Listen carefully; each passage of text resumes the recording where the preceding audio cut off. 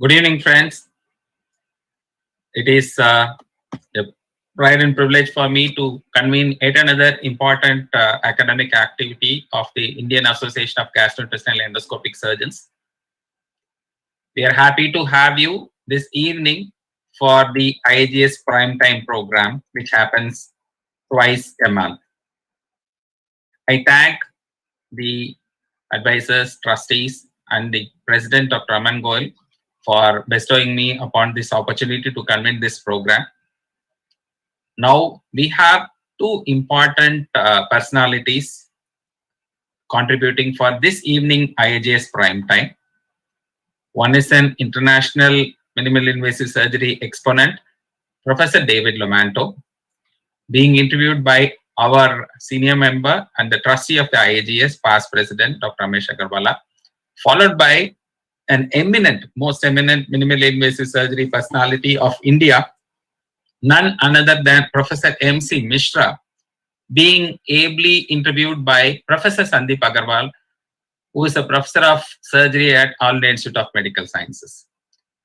So with that few words, now I would like to call the meeting into order, and it is my pride and privilege to call upon Dr. Ramesh Agarwalla sir to warmly introduce Dr. David Lomanto. As a matter of privilege, I take pride in introducing Dr. Ramesh Agarwalla. Dr. Ramesh Agarwalla is the director of the Department of GI and Minimal Invasive Surgery at the Fortis Hospital, Kolkata. He has more than 3.5 decades of minimal invasive surgery experience and a whopping 25,000 laparoscopic surgeries to his credit. He is well versed in both advanced and common procedures. In fact, he is a specialist in complex abdominal surgeries and an expert in colon and rectal resections. He is an exponent of laparoscopic hernia repair, laparoscopic GI oncology surgeries, and in fact, he also does a lot of advanced solid organ surgeries, inclusive of bariatric and metabolic surgeries. He was the president of the Indian Association of Gastrointestinal Endosurgeons 2016 and 17, and has the very important achievement of recruiting most number of new members and maximum number of academic initiatives during his term. And he is the current president of the Hernia Society of India and the National Chapter of Asia Pacific Hernia Society. He was the past governing council member of the ASI, secretary of the alumni of Royal College of Surgeons of Edinburgh, and executive member of the ASI West Bengal. He was the past secretary of the Indian Association of Surgical Gastroenterology, and he is the tutor and guide for the National Board of Examinations in General Surgery and Surgical Gastroenterology, and he is an overseas tutor and examiner for Royal College of Surgeons of Edinburgh. At this point of time, he also chairs very important responsibilities of IAGES, and he is also hosting the World Conference of the Laparoscopic Surgeons in India in 2024. And I also am happy to announce he is the chairman of the research committee of the IAGES, which oversees important research initiatives of the IAGES apart from many other contributions. Ladies and gentlemen, now I have the honor of inviting Dr. Ramesh Agarwalla to start the evening's proceedings. Over to you, Dr. Ramesh Agarwalla. Thank you, Dr. Kanabel. I really feel very humbled by your such a generous introduction. I'm very happy to be a part of this prime time initiative of IAGES, which has been initiated by our president, Dr. Aman Goel. It's a matter of pride and privilege to introduce my longtime friend, Professor David Lomanto, who graduated from magna cum laude in medicine and surgery in 1983 from La Sapienza, University of Rome, Italy. He completed general surgical training in 1992. Prior to that, he did his PhD in gastrointestinal surgery in 1990 at the same university. Currently, he is the professor of surgery at National University of Singapore. He is the director of Minimally Invasive Surgical Center, National University Hospital. He's the director, KTP Advanced Surgical Training Center, NUS. He's the Secretary General and the past president of endoscopic in 1990 surgeons at the same university, ELSA, and the founding member and advisory president, Asia Pacific Hernia Society. He's also the founding member and the past president of Asia Pacific Metabolic and Bariatric Surgery Society. He is the president of Asia Endoscopic Task Force. He is the Secretary General and Treasurer of International Federation of Societies of Endoscopic Surgeons, which is also known as IFSIS. He has more than 150 publications in international peer-reviewed surgical journals, and he's written more than 25 chapters in surgical books. He's the editor of 6 surgical books. He's been awarded numerous honorary memberships, which include the Royal College of Surgeons of Edinburgh, the Endo-Laparoscopic Surgery Societies of Japan, IAGES from India, the societies from Indonesia, Philippines, Thailand. He serves as the managing editor of Asian Journal of Endoscopic Surgery. He's the associated editor of Hernia Journal and international editorial member of Surgical Endoscopy and Asian Journal of Surgery. He was bestowed the knighthood by the Italian government on 26 December 2009. Ladies and gentlemen, it's my proud privilege to present to you Professor David Lomanto, one of the legends of surgery, to you. Raman, you would like to say a few words? Sir, you are in mute mode, sir. Lot of lights behind you. I'll join in later. You please go ahead. Perfect, sir. Perfect. So thank you, Dr. Ramesh Agarwalla, for the kind introduction. Now we'll listen to Dr. David Lomanto.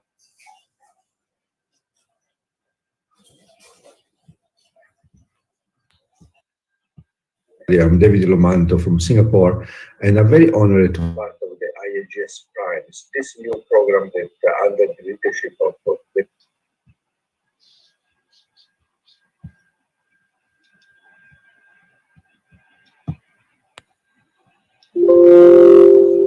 President of IAGES, Dr. Ramesh. I think started a couple of weeks ago, and I've had the honor to participate.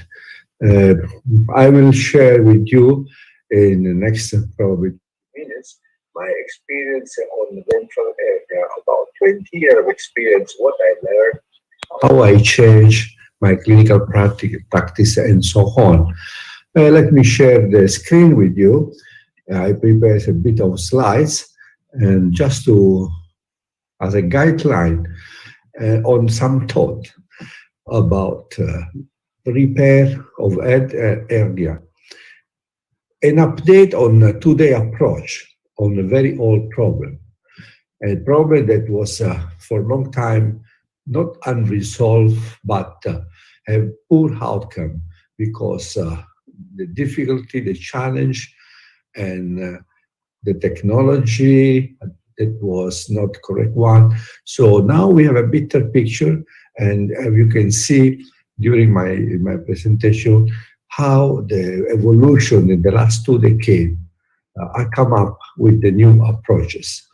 I think we can talk about, when we talk about hernia, I think that one of the men that really changed all was, first of all, Bassini a long time ago, and subsequently Irving Liechtenstein, because we moved from the concept of tension towards the concept of tension-free, because it was the cause of failure or the cause of the poor outcome postoperative.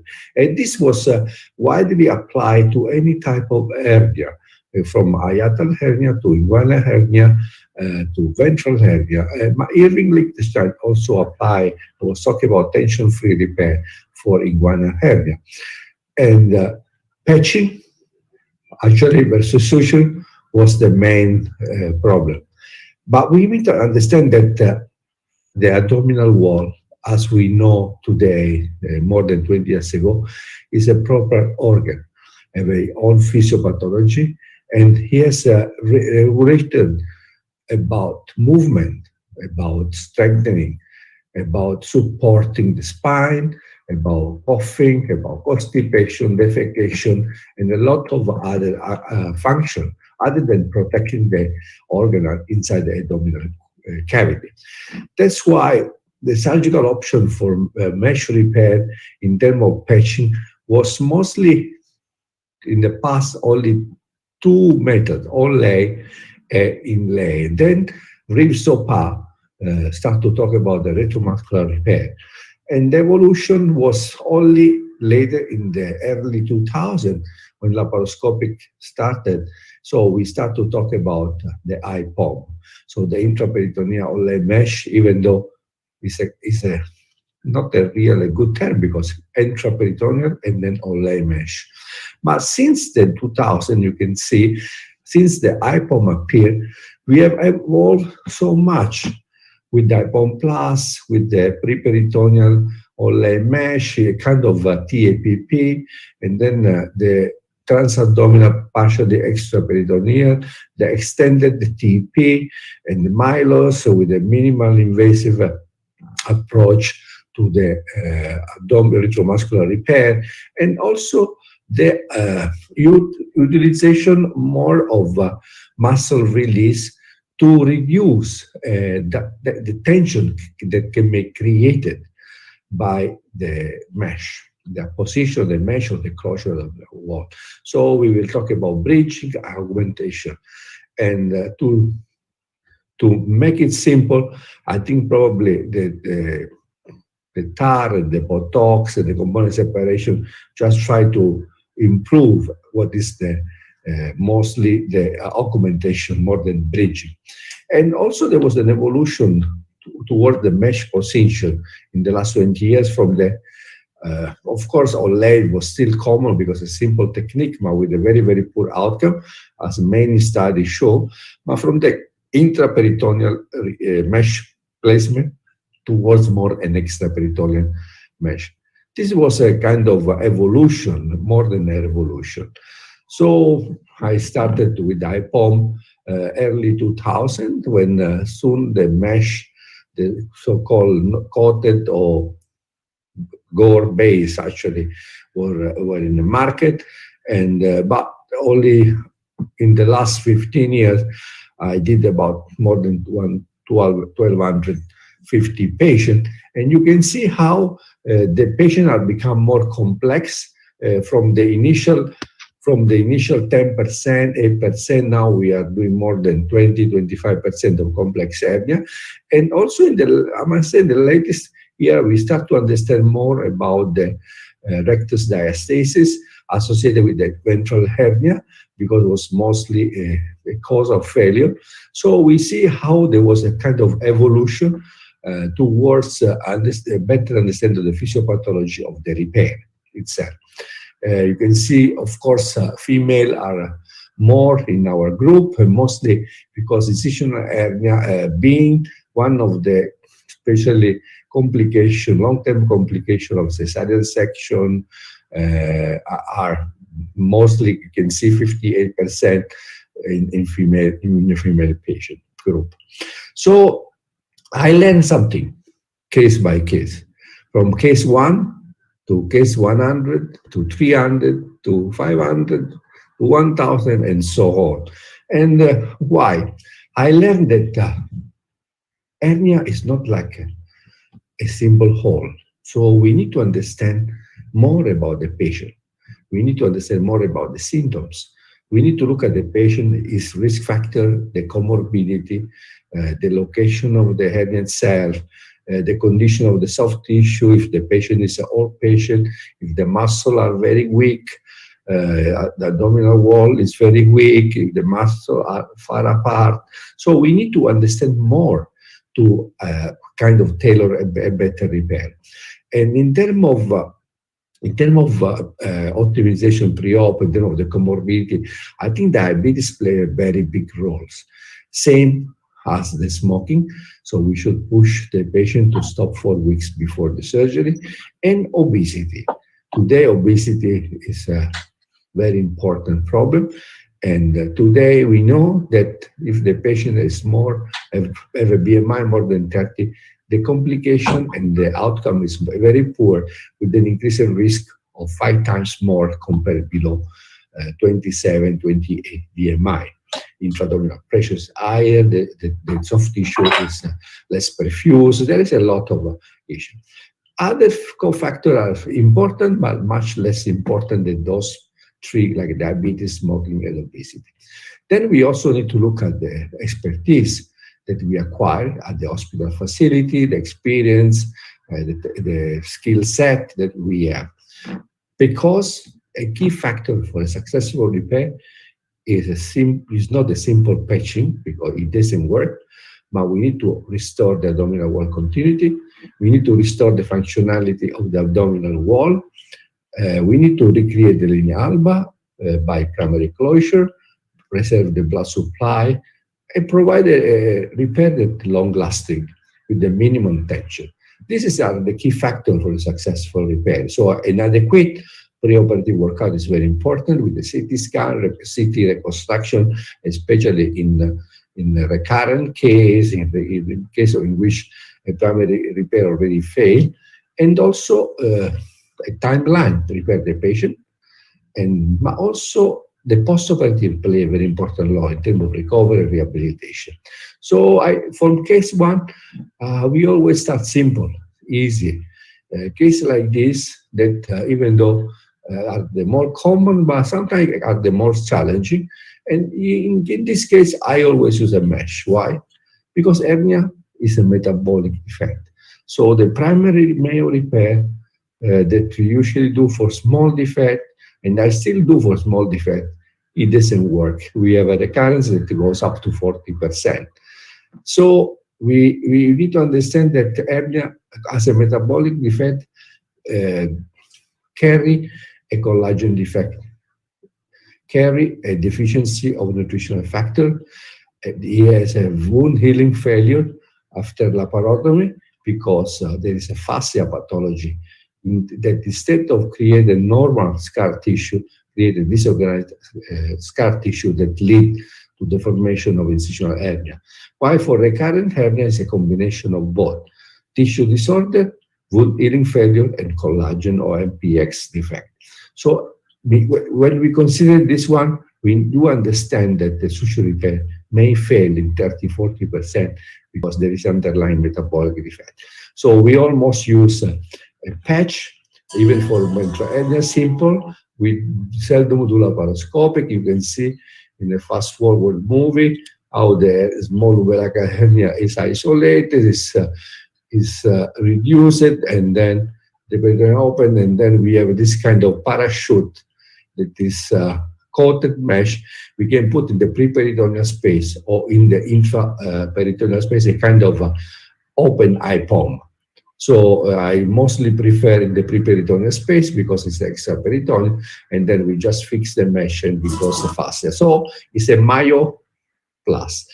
When we progress further to 30–50 cases, I think we can move towards more difficult case in which we need to do a more challenging. We can do laparoscopic, in which there are already previous surgery. So adhesion, intraoperative adhesion may be a challenge. So we acquire more. And in this case, we always prefer a posterior repair. We seldom do only repair. And you can choose, in case like this, you can do a IPOM, IPOM plus, ETP, TAPP, PPOM, anything you like, but put the mesh posterior. I strongly believe that IPOM is still, in majority of cases, a good approach. It's effective. Mesh technology today is not that bad, improve a lot. We still have probably adhesion, but adhesion and that are requiring reoperation may happen probably less than 1% of the patients. So still a good repair IPOM, and probably still the technique that has more case, more evidence base in the primary hernia and incisional hernia for laparoscopic approach. But IPOM, I think, evolved too. Why? Because more than the bridging and patching, today we move towards an IPOM plus. So we close the defect. Why? Because we want to have less weakening point behind the mesh. We want to avoid the patient as a pseudo recurrence.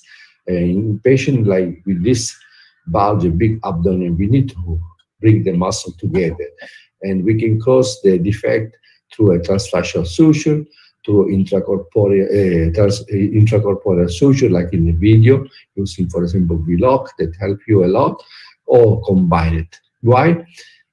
Linea alba must be closed because it's a support for the spine, for respiration, for defecation. This is how we do our LARDA technique, laparoscopic assisted repair of the rectus diastasis, and we use a transfascial suture approximating the bone muscle. Why IPOM plus? Because all the studies show that there is a reduced rate of seroma, of adverse side effect, and also recurrence. You can see the recurrence rate is much, in the closure defect, is much lower compared to 16, 17, higher in the other cases. Even though the latest guideline that we published last year with the IAGES, we know that the primary goal is the reconstruction of the linea alba to give back a functionality to the abdominal wall, and the IPOM plus result in less recurrence, seroma bulging, as a level 2C compared to non-closure repair. So this case, we need to have this kind of results. That's our aim.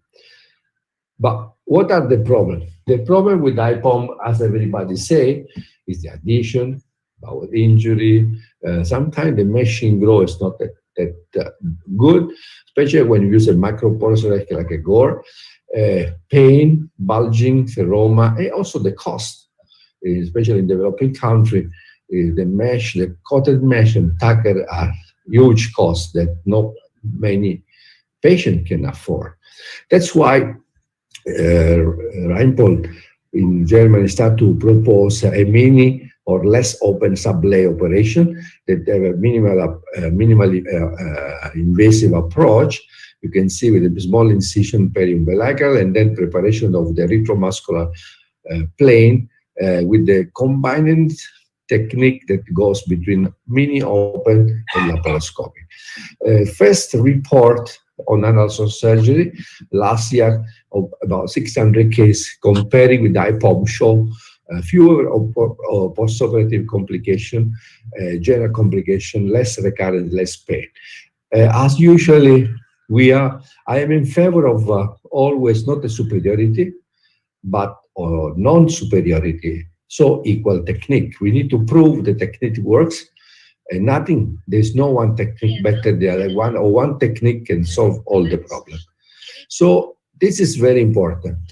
So when we progress further, we have more referral, and then we start to have case like this, case with large multiple defect, multiple failure of previous repair. Or we have patients that come up to us with the lateral hernia or suprapubic hernia, like a most Phanestin, or parastomal hernia or subcostal hernia, like these cases after liver transplant or liver surgery, or a case like in this, which is a lateral hernia or post orthopedic operation.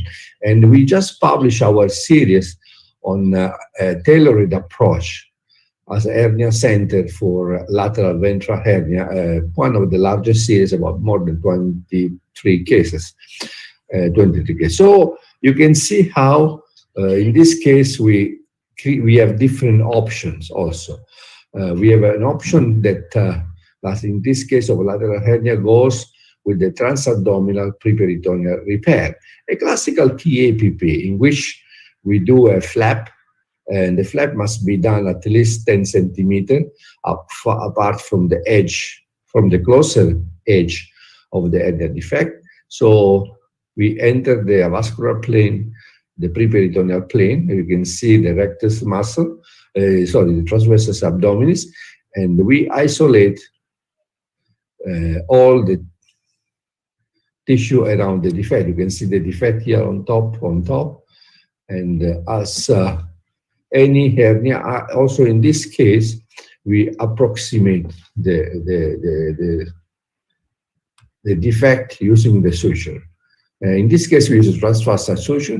Important that you don't tight too much the transversal suture, just to approximate, loose.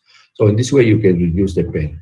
And then we just put a normal polypropylene mesh. This is a very good technique, especially in India, where there is a lot of people using a polypropylene mesh in IPOM. I think switching to this technique, it will give you a better. Then you close the flap so the mesh is completely outside the abdomen.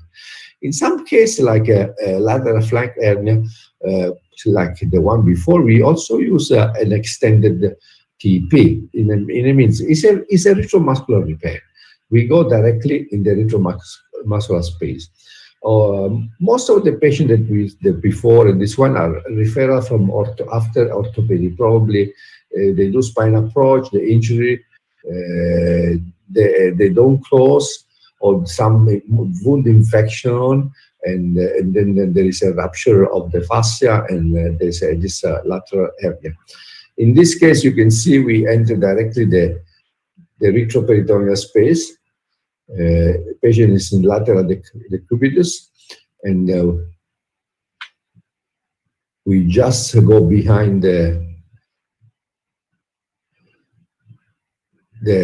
the rectus muscle or the internal oblique, and then we enter the space, the preperitoneal space, and then we isolate the hernia. You will see soon. So same at the PPO, preperitoneal or TAPP, but with a different approach, with a completely extraperitoneal repair, in a kind of retromuscular repair. We can call it TP, we can call as we like. Anyway, it's a typical ripstop repair in which we go in the preperitoneal. You can see the hernia defect. In this case, you can see, identify the defect. We need to clear at least 5-6 centimeters all around. In this case, we use intracorporeal suturing with the V-lock, non-absorbable, 15 cm. You can reduce a bit the pressure to reduce the space and to reduce the tension. Sometimes I put extracorporeal suture to approximate, and then I remove the suture. This help me to bring the edge of together. And then I use in this case we use a ProGrip mesh, and then we just desufflate after overlapping. The defect is closed. We just desufflate with a nice result. So we do this case also, for example, for combined Spigelian, bilateral Spigelian, and right inguinal hernia. This is probably the proper ETP, because it's a TP for bilateral, but then we extend laterally and up to close, to reduce the Spigelian hernia, like in this case, Spigelian hernia. Sometimes Spigelian hernia is visible, but it's very difficult to identify. But it is important that we go directly at the intermuscular space, the Spigelian area, and then see, in this case we close also the peritoneum, and then the hernia is on top, and then we use a mesh to overlap and closing the defect. We use 3 mesh, one for the Spigelian, one for the 2 for the inguinal. In case of suprapubic hernia, that's the most challenge. We always use a TAP, trans-abdominal partial extraperitoneal. Why? Because sometimes it's not that easy to go complete extraperitoneal, because if the patient has a multiple repair or multiple surgery, there's a lot of scar tissue. Sometimes there's even no subcutaneous fat, because the peritoneum is attached to the skin.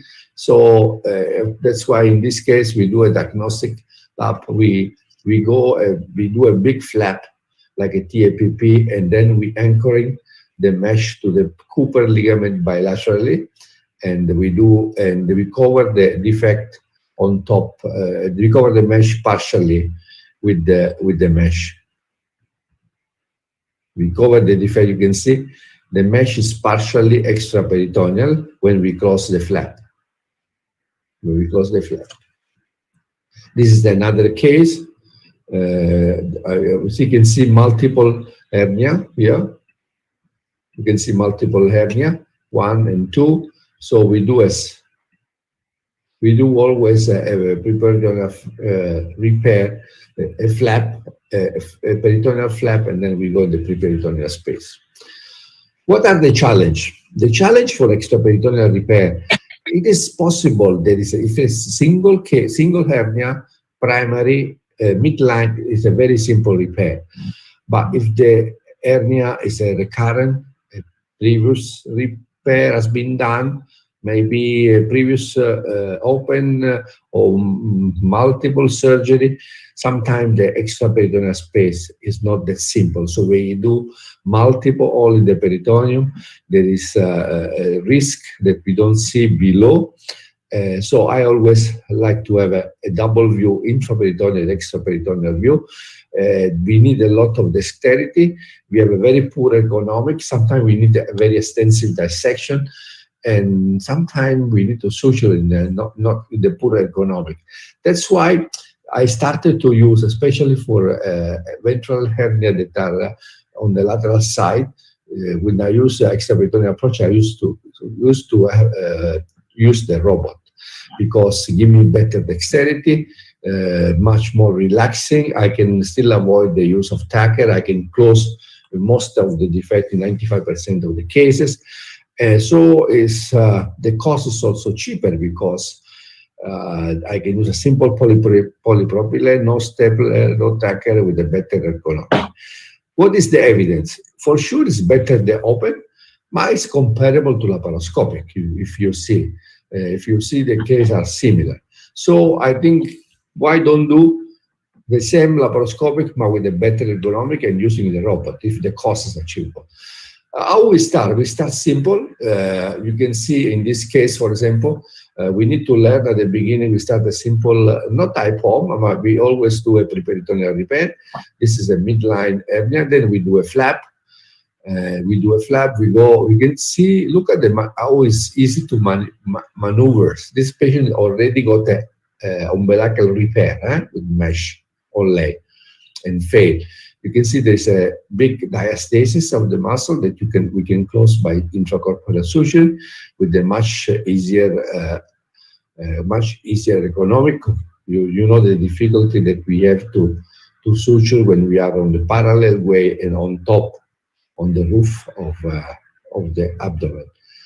With the robot, you can also swap and suture the top like a watching now. So it's much easier, and they give you much more room for improvement. We go faster. You can see how you can close with a very accurate maneuver. And then you can pull slowly until you close all down. So if you need to do a lot of suturing, a lot of dissection, I think robot will make your life much easier, more relaxing. You can see, so the construction of the linea alba is feasible. Yeah? The construction of the linea alba is feasible. Then we put a mesh and then we close the flap. And then it's the patient. You can see the patient after a few months. You can see how very good abdominal reconstruction and abdominal wall. We have patients that are also more dramatic, failure. Patient like this one, bottom right, in which I will show you the case in which you can see the ISIS has been harvested to reconstruct the mandible because of the tumor. And it's a very interesting case, has been referred to me from Europe. And you can see how there is a lack of there's a lack of anterior superior spine has been harvested, you can see, to reconstruct the muscle. So in case I did robotic, the choice, this patient already have one surgery for harvesting and 2 surgery for repair of the hernia, 1 suture and 1 mesh. So I want to be sure. So that's why I went intraperitoneally to have a good diagnostic. I can also go extraperitoneal at this point, but I just easily make a flap. I just easily make a flap. I can see the triangle of doom, the iliac crest that is missing completely. The colon is here, so in case I can have a wash close on the colon. So I will mark the repair. I will mark the flap, and I can enter the extraperitoneal space. You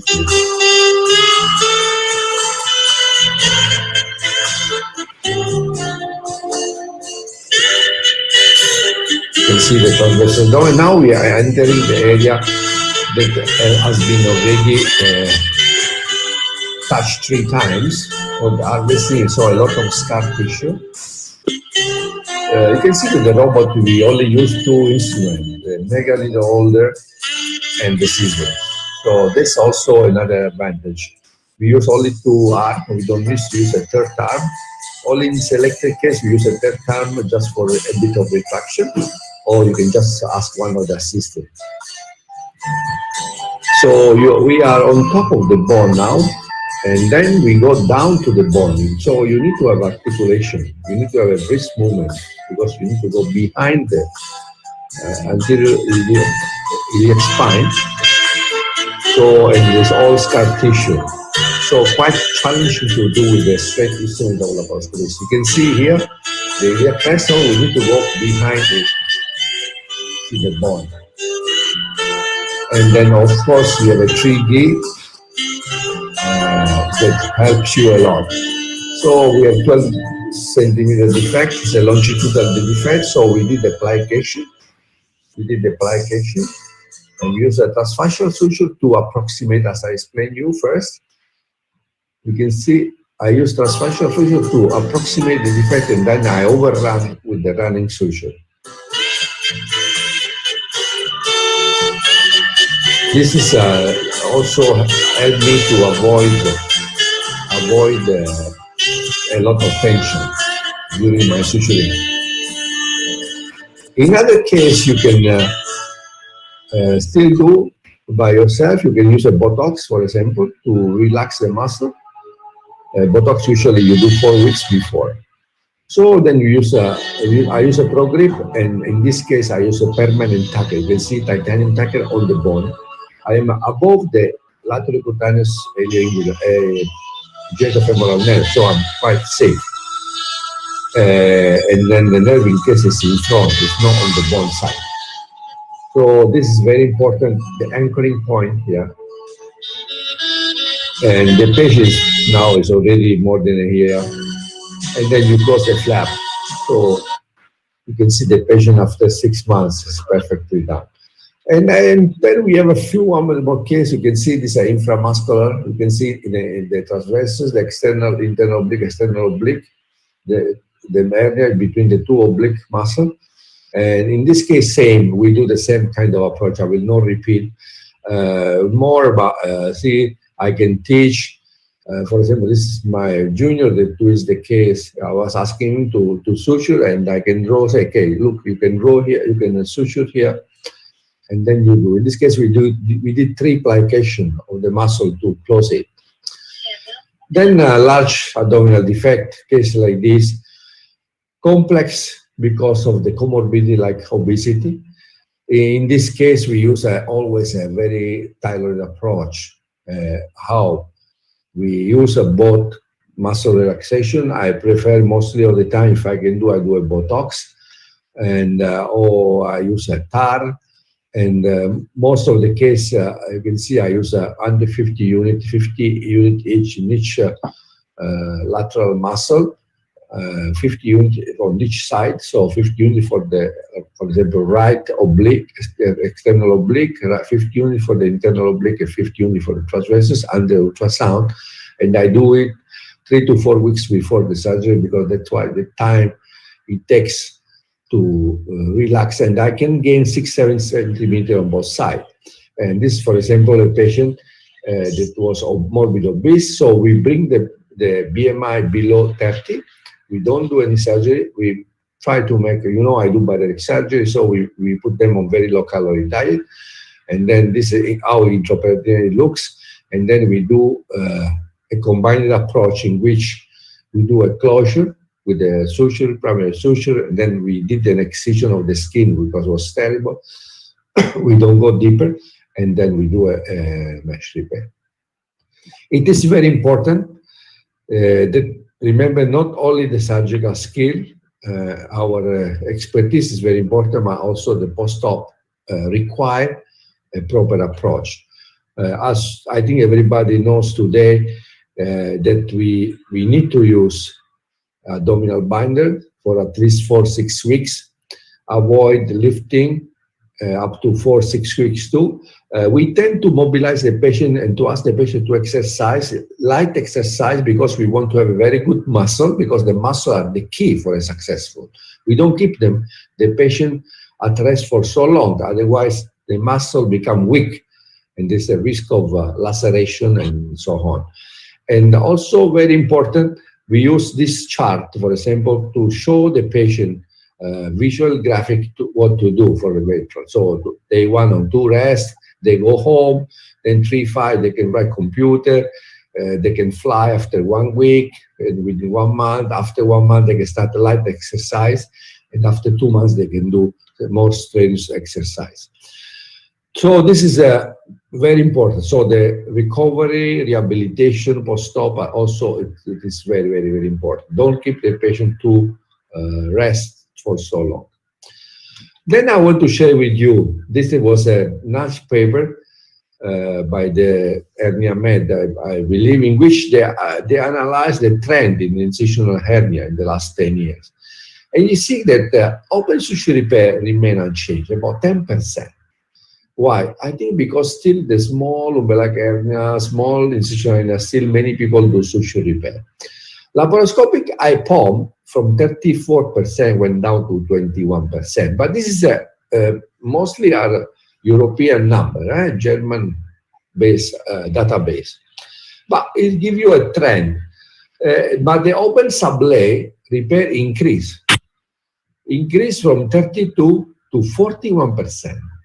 So probably some of the people who previously do IPOM for more difficult case do a retromuscular repair. And since 2015, since 5 years, there is an increasing use from 4% to 10% of more retromuscular sublay preparatory repair like ETP in Milos. So there is a tendency, as I say at the beginning, from intraperitoneal mesh placement to extraperitoneal repair. If you look at the open sublay and the IMALOS, you can see how this number is about almost half of the patient, either open or lap or mini open, is about 50% of the mesh are today placed extraperitoneal. So this is my message. And as you see, during my 20 years experience, there is a lot of evolution and a bit of revolution in laparoscopic ventral network repair. And I'm sure all of you experience the same in your clinical practice. Let me thank IAGES, Professor Ramesh Goel, for the invitation, Ramesh Agarwalla, and all the IAGES officers for the kind invitation. And I thank you very much. Now we have the second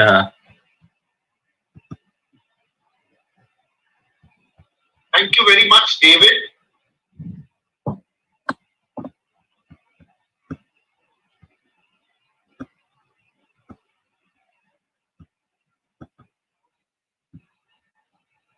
Thank you very much, David. This has been a very exhaustive and excellent talk. I think this is one of the best talks I have heard about ventral hernia surgery. And you've covered every topic so exhaustively and so well. I don't think I have any questions to ask you regarding the talk. But on a different level, I have a couple of questions for you, David. You are a surgeon par excellence. You are also a teacher and inspiration to a lot of young budding surgeons all across the world. And you are a tremendous leader also. You are leading so many associations, IFSIS, ELSA, Hernia Society, APHS. I just want to know, how do you do it, David? What is the secret of your success? Thank you, Ramesh. I think it has been a great honor to be part of the IAGES Prime. I'm really honored.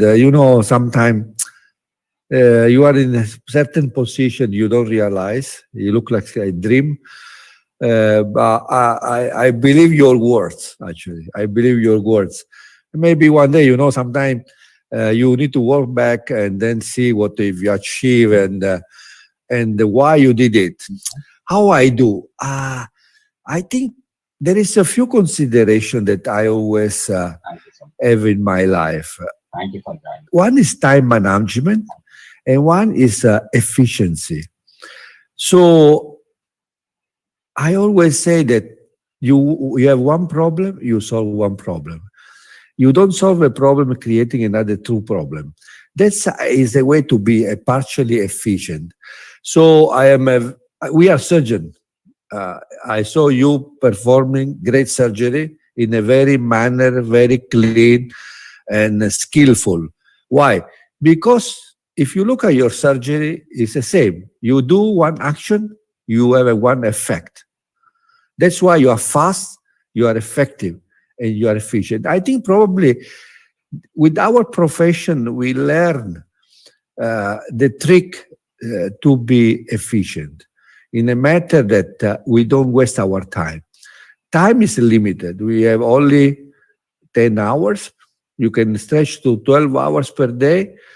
But I also, on the other side, I am very devoted to family, to my life work. I have a lot of hobby.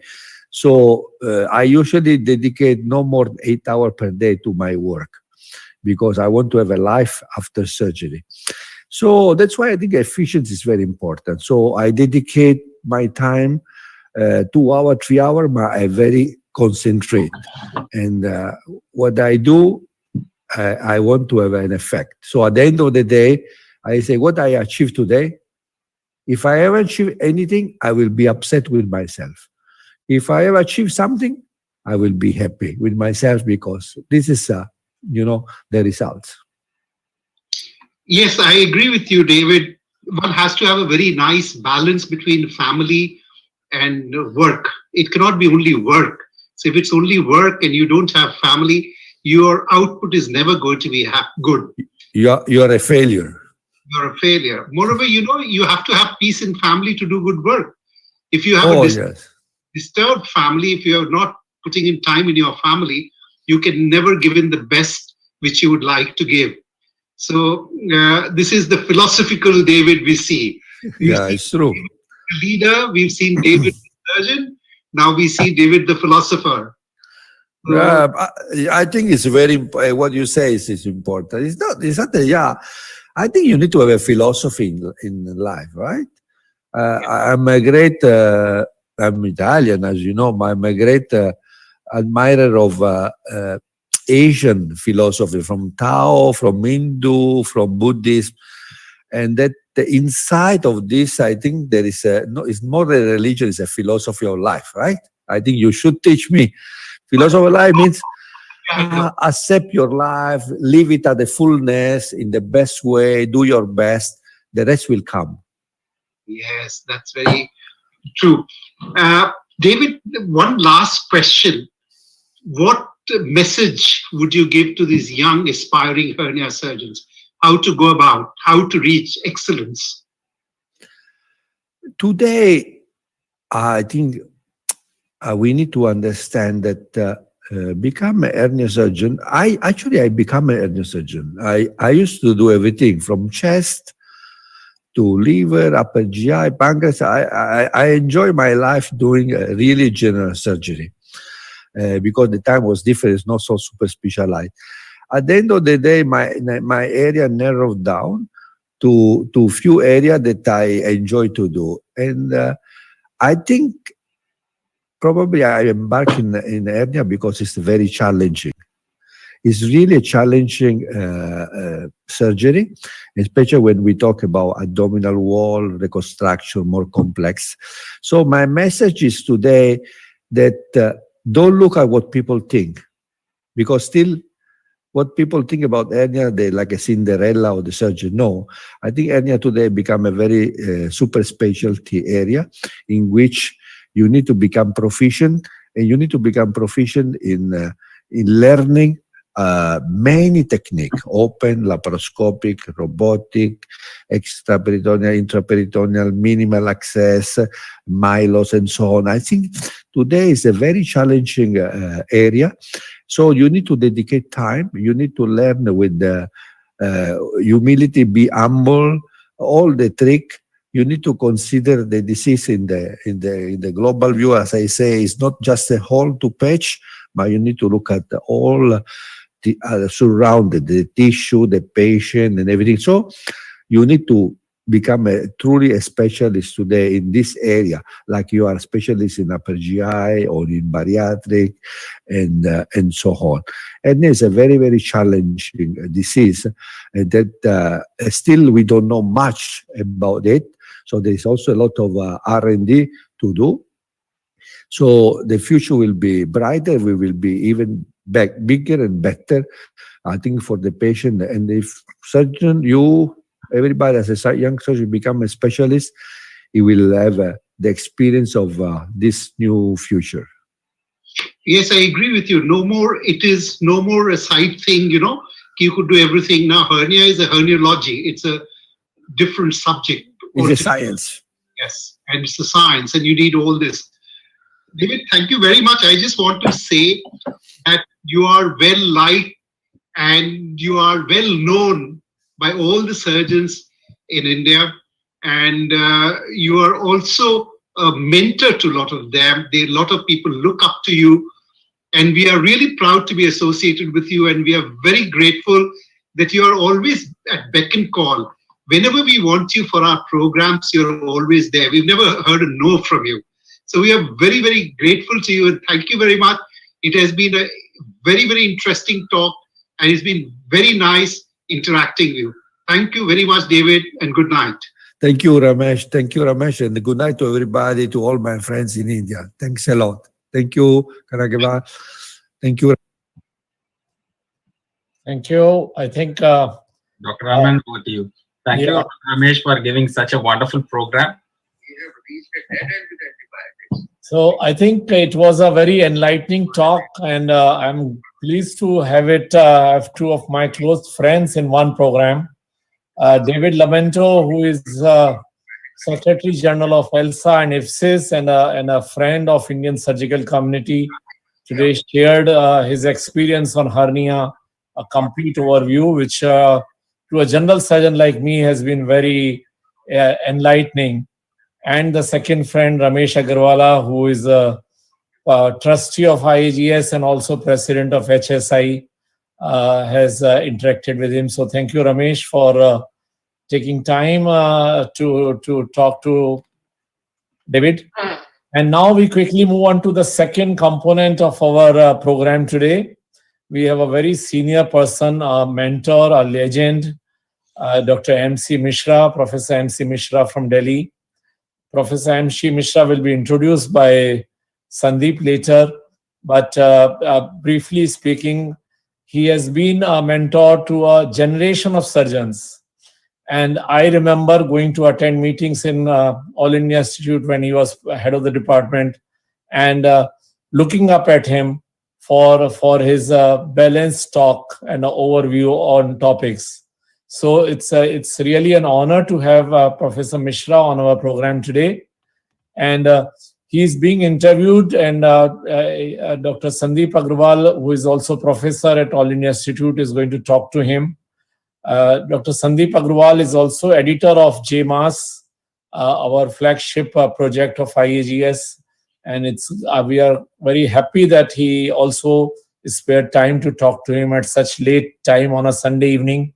But typically our legends time starts around 10 o'clock, because so many of them, in thousands, people wait to hear words of wisdom. It's not about a topic, it's how they became successful in their life, what is their philosophy, what are the ethics, and how they foresee surgical community evolving over a period of time. Over to you, Kanagvel. Thank you, Dr. Aman sir. Thank you, Dr. Ramesh Agarwalla sir, for giving us such a brilliant segment 1 of the IAGES Prime Time. Now, with the permission of the President, Dr. Raman Goel, I'm happy to announce the subsequent program for the coming fortnight. Yet another very interesting, and IAGES Prime Time is evolving more higher and higher. We have none other than Professor Michel Gagnère. Professor Michel Gagnère is going to be talking to us on endocrine minimal invasive surgery. He's going to talk on pancreas, adrenals, thyroid, and parathyroid. That was his choice, and it is a choice of the speaker. IAGES Prime Time believes that's where their excellence in. So he will be speaking to us on these important minimal invasive surgery on endocrine organs.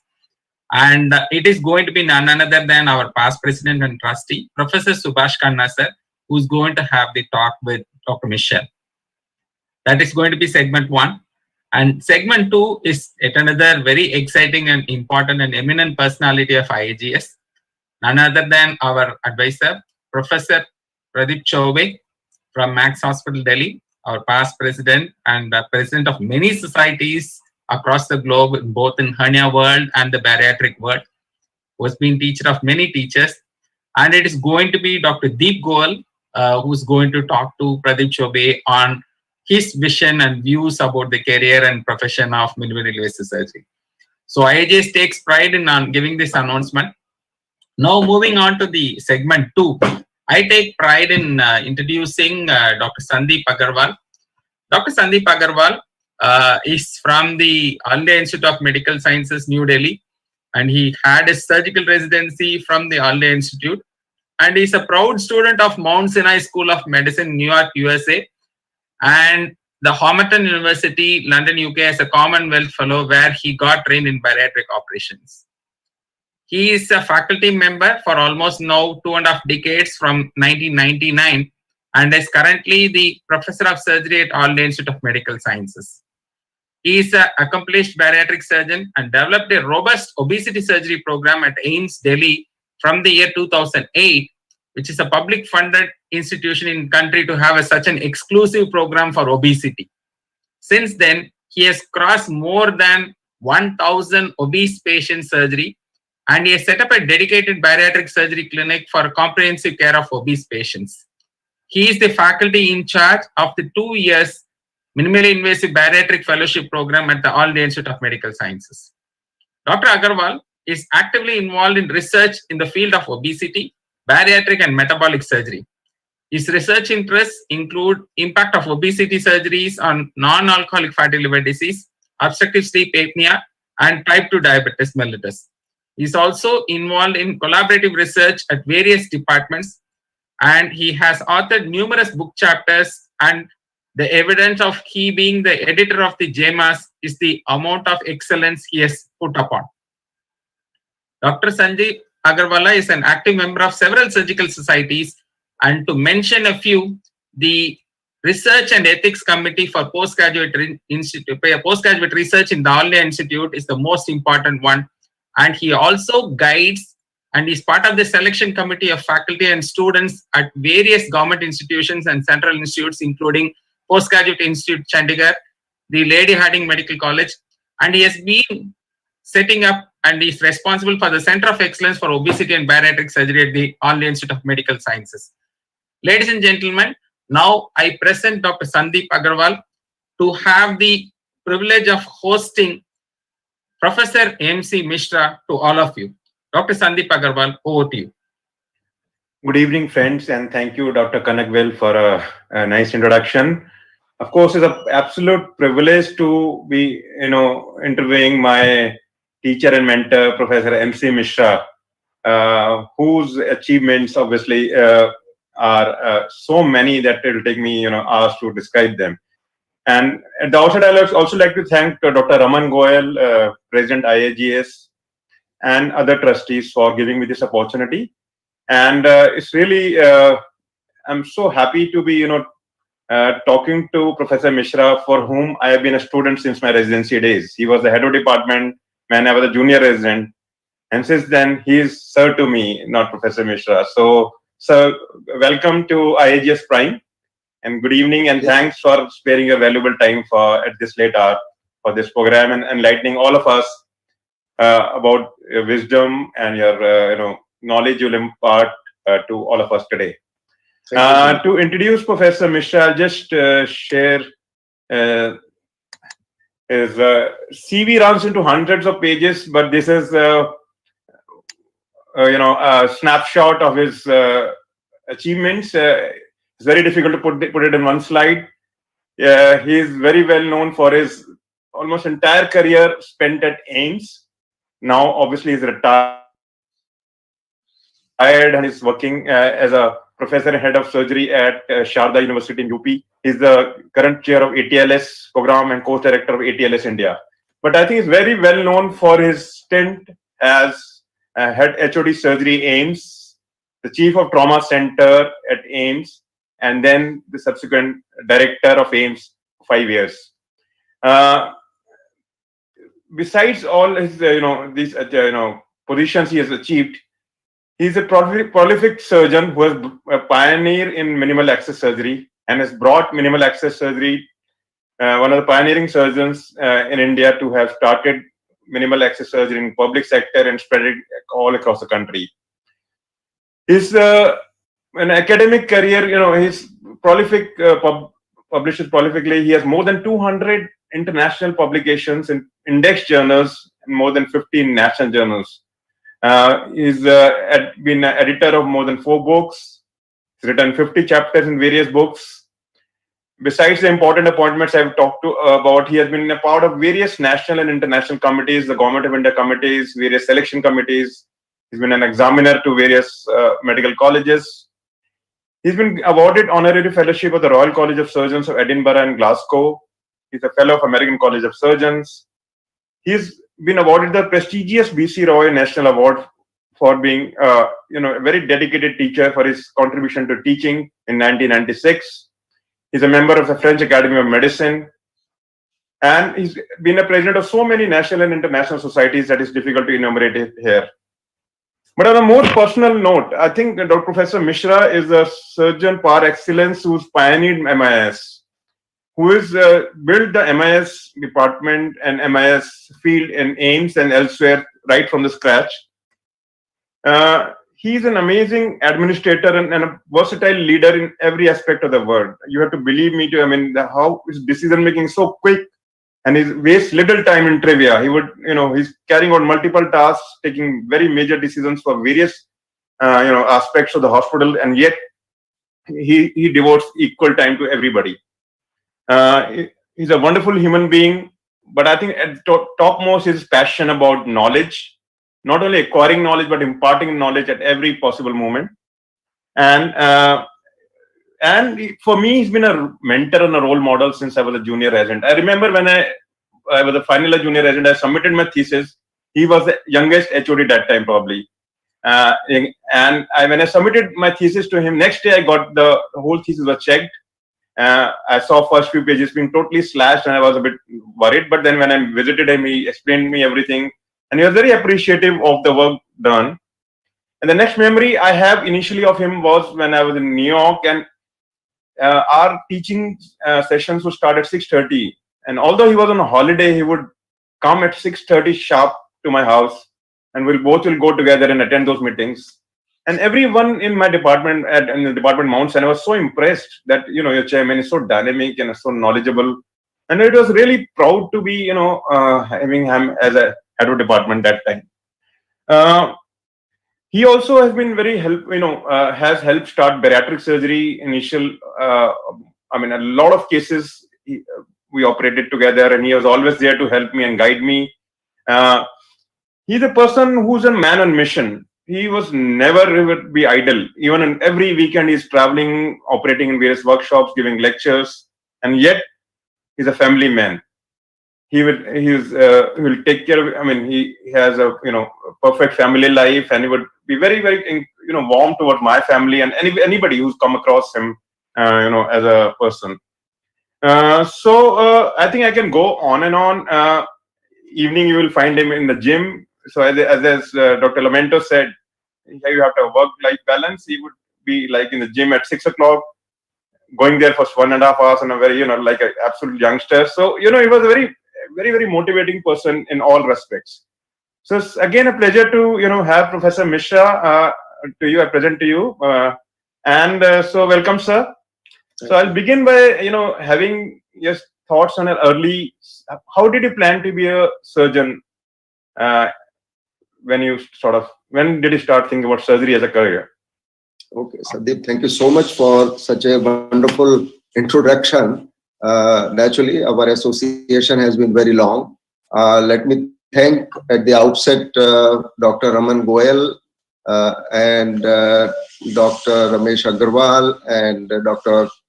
Kannagwell for hosting me and inviting me for this session. I'm sure I'm going to enjoy interacting with you. I am founder member of Indian Association of Gastrointestinal Endo Surgeons. I am founder member of AMASI. I am founder member of CELSI. So I am associated with all three endoscopic societies. What I believe that they are complementary to each other. They are not opposed to each other with the objective of pushing the boundaries for minimal access surgery in India. And I must say that India has done well in minimal access surgery, much better than many other developed countries as regards expertise in India, and surgeons have done. So if I may start by what you asked, how I got into surgery. See, I did my house job under Professor H.S. Asopa. I think some of you might have heard his name. He was also president of Association Surgeons of India. So he came as I was an undergraduate at MLB Medical College, Jhansi. It was a new medical college established in 1968. And 3 batches were admitted in Meerut along with LLRM Medical College. And then in 1970, I got admission into MBBS. And then we were transferred to Jhansi, and Dr. Asopa joined there as HOD of surgery. He was also very young at that time, maybe 41 or 42 years of age. And he was a leading surgeon at that time in UP and in India. His work on hypospadias, everybody knows. It is mentioned in Campbell Urology. And he was really a remarkable surgeon of that era, where he would do neurosurgery, he would do urology, he would do pediatric surgery, he would do plastic surgery, he would do general surgery, GI surgery. And I witnessed him having done a Whipple's resection in Jhansi in 1973 as an undergraduate student. So you can imagine his versatility. And he was a fantastic surgeon. Hernia he would do at the same ease and efficiency. Very soft spoken. I never saw him getting annoyed on anyone. Once I remember that principal of that medical college came about 8:15 in the morning, and he checked the attendance register, and we would go straight to the ward. We will never go and sign the register. So he questioned that why there are no signatures. So he defended that the boys are working in the ward, so they don't come here to sign. So he was the teacher, surgical teacher to us. And then how I got admission into MS. Dr. Asopa went to Allahabad for a exam, MBBS exam or MS exam, I don't know. But he came back and he gave me a letter, PG admission today and PG admission in 1976 or 77. So that was 78, because Jhansi didn't have post-graduation at that time, because we were a new medical college. Our MBBS degree was just recognized. So he gave me a letter, a small letter, to the HOD of Allahabad Medical College, and at that time, on the basis of MBBS marks, you would get admission into post-graduation. So in Allahabad, I was on the top of the list based on my undergraduate marks, and I got admission there. Naturally, I didn't get a job because I was an outsider for Allahabad, so there was no question of any registrar or a demonstrator job. So for some time, I didn't get paid. But then UP government announced some scholarship for PG students, so that was 450 rupees, and we started getting. And that's how I completed my MS in 1979, and then returned to Jhansi for registrar job for 5.5 months. And then there was an advertisement for AIMS. And in Allahabad also, we had very wonderful teachers, Professor Naithani, Professor Tailiani, very renowned surgeons of that era. So basically, those renowned surgeons who motivated you to take up surgery, and then you joined AIMS since that time, and you've been had a absolute long, almost more than half your life at AIMS. So tell us about your initial experience at AIMS and who were your role models that time. And see, at AIMS at that time, Professor Atam Prakash had a big name. I don't know whether you ever saw him. Did you have opportunity to see him? No, I didn't. So he was a very renowned surgeon to the President of India. He had already received Padma Shri at that time. He was just going to be awarded Padma Bhushan. Very big name. And he used to come as examiner in Allahabad and Kanpur. And so naturally he had a lot of aura at that time, and somewhere in the back of my mind I was really thinking to work under him. And when I applied for senior residency post, and you know at that time senior resident positions were very, very few, very competitive. They are not like today that people get very easily. So there were at that time 13 posts of senior residents only. 8 in the department and then 5 emergency and Ballabgarh. So I got the appointment letter, and naturally that was the turning point of my career in surgery. I came to institute and I spent 1 year full in emergency, as at that time you would not get ward posting immediately. So first thing, you would be posted in emergency, casualty at that time it was known. And then after 1 year, I was moved to surgery unit 1. Fortunately, it was Professor Atam Prakash's unit. But you know, he was also a very high profile surgeon, and he was a part of International College of Surgeons, moving on international arena. And so he was away when I joined the unit. Professor L.K. Sharma was the unit head for all practical purposes. So that was July 1981. I spent 3 months in Ballabgarh, and then. When did your interest in minimal access surgery? When did it spark off that interest? But let me just mention about Dr. Atam Prakash. He was again a very tremendous, motivating person. Sandeep, I have not seen a person like him. He would talk to 4 people at the same time, and none of them will feel neglected. He would talk to all 4 of them. And you know, he was very, you must have heard some stories about him in AIMS, because you have graduated from AIMS, that he was very close to Mrs. Indira Gandhi, he had operated Sanjay Gandhi, and all VIPs would come to him for surgery. And that was 81. September I met him, and then in December he tells me, why don't you go as assistant professor to SKIMS? SKIMS was just established at that time, Sher-e-Kashmir Institute of Medical Sciences. So I said, no sir, I don't want to go there. I have come here to work under you. So he said, okay, Mahesh, my younger brother is also Mahesh, so I'll call you Mahesh. So that's what happened. And in February 1982, we were organizing a international conference of International College of Surgeons, and large number of foreign delegates were coming in that. And that was in February. And on 15th February, I still remember the date, 1982, Dr. Atam Prakash had a heart attack and he died. That was a shock of our life at that time.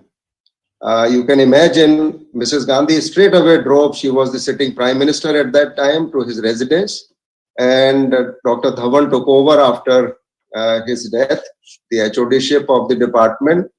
And that was something which was a huge setback for all of us at that time. But naturally, life goes on and we moved on. Then I completed my senior residency and in Unit 1.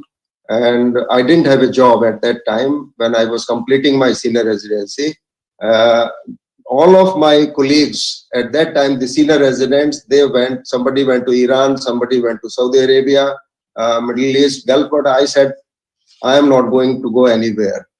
I'll stay back here. So Dr. M.M. Kapoor's unit, there was a research job. So I took up that research job under his unit. That was a WHO project, so I did that. And then came a position of lecturer in surgery under a postpartum program in 1984, April. And that was something which Dr. Dhawan recommended. And we were two individuals, myself and Arun Gupta from UCMS for that. And then Dr. Dhawan recommended me for that position. And then naturally, you know, the journey after that. So, sir, how did you get into MIS? So, how did it start? Did you get, MIS was Professor BML Kapoor, who took over HOD-ship after Dr. Dhawan. He was also, he didn't stay as a HOD for a very long time. Dr. Dhawan went to Abu Dhabi, and then Dr. BML Kapoor got the opportunity to head the department. There was a conference in Australia. I don't know which city. Dr. BML Kapoor had gone in that meeting. That was World Congress of Gastroenterology. It was not a surgical meeting. It was a gastroenterology meeting. But there was a lot of talk about laparoscopic cholecystectomy in that. So when he returned in 91, that was somewhere July, August. So he came back and he ordered Store's instruments, because Store's was the only company which was manufacturing instruments at that time. So he ordered Store's instruments. We didn't have a camera, and we didn't have camera for quite some time actually. So first cholecystectomy, as you know, was done by him and Dr. Ajay Kriplani in November 1991. And but Dr. Kapoor, then he took voluntary retirement in December, so I became the head of the Unit 4.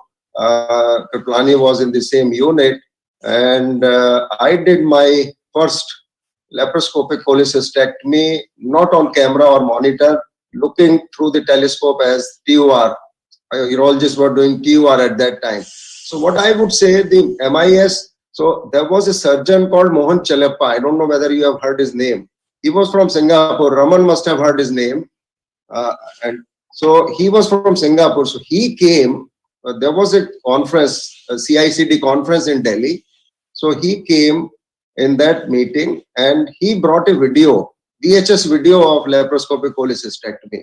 And can you imagine the duration of that video? It was a 15-minute video. Who has patience to see a 15-minute video today? So you can imagine, we borrowed that video from him. So one copy, I took it, one copy Kriplani took it. And before I did my first laparoscopic cholecystectomy without monitor and camera, I looked at that video. That was the training. Previous night, at least 10-15 times, that video I looked at. And then I did that cholecystectomy, which took about 4 hours to do that. I remember the name of the patient was Nathi Devi. So that was the patient. I operated first patient. So the surgeons of your time were self-learned, who learned the laparoscopic surgery on their own. So what were the challenges, and what did what additional things did you use? I remember you used to make notes on your diary of all the cases you operated, and I remember you always sort of, once you write, you remember what mistakes you made, and you used to teach us that way. You should record all your. But that time it was not so computerized. So tell us, the future surgeons, how they should go about picking up skills, and what are the challenges you faced that time, and how we can learn from them. Yeah, as you know, that there was no training at that time. So I went for a conference of International Conference of Emergency Surgery in Lisbon. And then I also took permission from AIMS to visit France and Germany. Strasbourg in France, there was a surgeon called Meyer, some Hollander center. And I corresponded with them, and there was another clinic in Munich where they were doing laparoscopic cholecystectomy at both these places. So there was a young surgeon there who was doing laparoscopic cholecystectomy. So I just went, that was June of 91, I'm talking of. And then I visited both these centers and observed these people doing laparoscopic cholecystectomy. In Germany, the surgeon said we keep the patient for 3-4 days after laparoscopic cholecystectomy, because in Germany they don't want to go home early. So that was something we said, we do it for cosmetic reason, the laparoscopic cholecystectomy. Then the challenges, of course, as you are asking, were that we didn't have camera to begin with. Then we bought the zircon camera, and then we started doing, naturally this was a single chip camera at that time. And then instruments were always a limitation. Institute was not rich at that time. We didn't get as much fund as we get today. Funding situation has improved radically in institute. At that time, very limited funds to the departments. So when I went to the health secretary, I think I operated one of his uncles or brother or somebody. So I went to him, I said, I need some money to buy equipment. So he told me, look, everyone says you keep giving money to AIMS. You don't give it to RML or you don't give it to Safdarjung Hospital. I told him, sir, you give it to them first, then give it to me, if they have asked. Then he told me, yes, they have not asked. I said, I am asking. So he sanctioned somewhere around 18 lakhs of rupees. So I bought some equipment from there, striker equipment, striker camera and all that. So then we started doing, and then first workshop, live operative workshop, I organized on January 1st and 2nd in 1993. Then surgeon called T. Yamakawa from Japan, he had come. So he did one gallbladder, he did one TAPP, and he did one CBD. These 3 operations live he did. And so TAPP somewhat I learned from him to begin with. And lap poly we were doing already.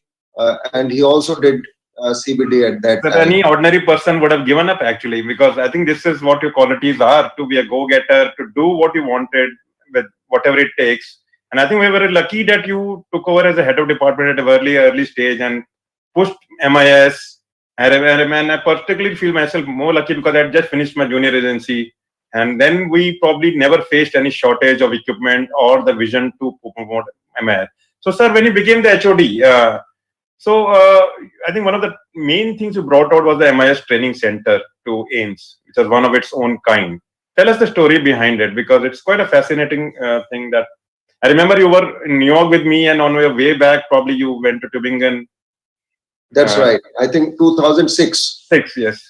Yeah, that's right. So 1993 we organized that, and then 95 got sent German grant. I think a lot of institutions got that. Under that German grant, they got a lot of stores equipment.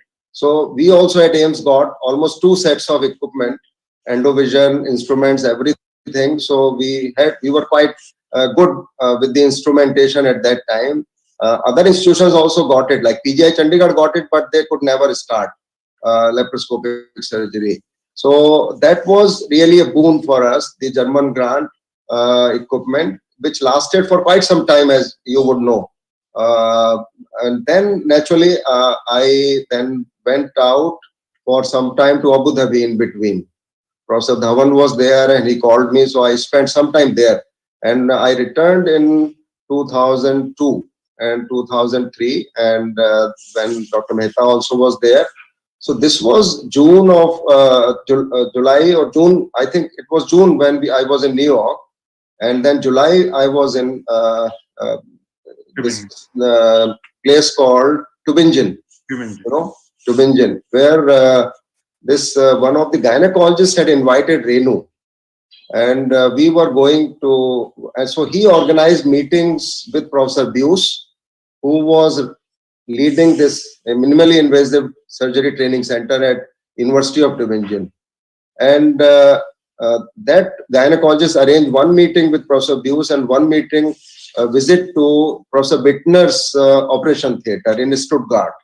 Stuttgart was closed from there. So I was discussing with Professor Bius, and he was a very passionate and very innovative surgeon. He was a real, you know that he developed those instrumentation for a transanal microendoscopic surgery long back in early 80s. So he was developing a lot of instruments at that time, transvaginal cholecystectomy equipment. So we worked with him, and we were just discussing the problem of training. So he had a training center at University of Tübingen. So he said, why don't you go and have a look of that training center? So I went there. The training of this TM was going on there. On the same endo trainer as you have seen in our training center, they were doing the laparoscopic surgery also, training as we do in AIMS. So I saw that and I thought this is something which we need and we want that. So I asked him how can we have it at AIMS. So they had established one training center at Ghana, and one in China somewhere. So he picked up the phone and spoke to someone in Richard Wolf, because he was on the board of Richard Wolf. And he said, we need to establish one training center at this institution in Delhi. So that's how it came about. And this was July 2006 and 2007. We had the training center established. I think Dr. Venugopal was the director. So he signed all the papers, and all those custom checks, etc. happened. And we did our first training program end of March 2007. So that was something huge. Almost 500,000 euro worth of equipment came with that, and they were refurbishing. Richard Wolf was refurbishing that equipment. So just a brief thing about it. You're passionate about teaching. I remember you'd be traveling throughout the country to operate in the workshops, attend all the CCR, CGRs, or whether it's related to surgery or not. You would be taking part in every possible educational activity. So how did it come about? Did you have an inbuilt passion for teaching, or did you have a role model or somebody did it? How did the passion for teaching, which is there, just talk us something about it.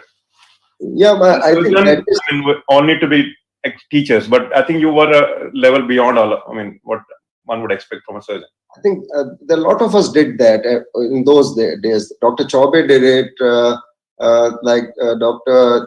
Surendra Ugale did it, quite a large number of training programs. He would go to Northeast. So we all, whosoever could get hold of someone, he would invite. And what we would do, I remember, we operated 40 gallbladders in Guwahati over 3 days. And what we did, and that model I still talk about, that's a preceptorship-proctorship model, basically. So the surgeon who invited me, he assisted me in first day in 10 gallbladders. He held the camera with me. The next day, I held the camera for that surgeon, and he would do. And if he had difficulty, then I would take over. And third day, I would stand out, and he would do it with his own team. So that was something I found. We got this opportunity with the gallbladder, since gallbladder disease was so common in North and Northeast India, that gave the opportunity to surgeons to teach and to surgeons to learn. I think that was something which happened with many surgeons in India. And that's how the laparoscopic cholecystectomy actually spread very fast, very rapid in particularly in North and Northeast India, because the gallbladder stone disease is so common in North India. So then came the BC Roy Award. What did it mean to you? Because in government sector, these are the things which sort of keep you motivated. And obviously, it was a very deserved award. Could you say something about that? Yeah, this was a very peculiar thing happened. This was naturally, it was a significant award. This award was given out by the President of India. But my mother was very sick that day. And I was in two minds whether I should go and receive this award or not. That was something, and you can see that I am not smiling. So I lost my mother, I think the same day or the next day after the award. But maybe she was alive only for that award.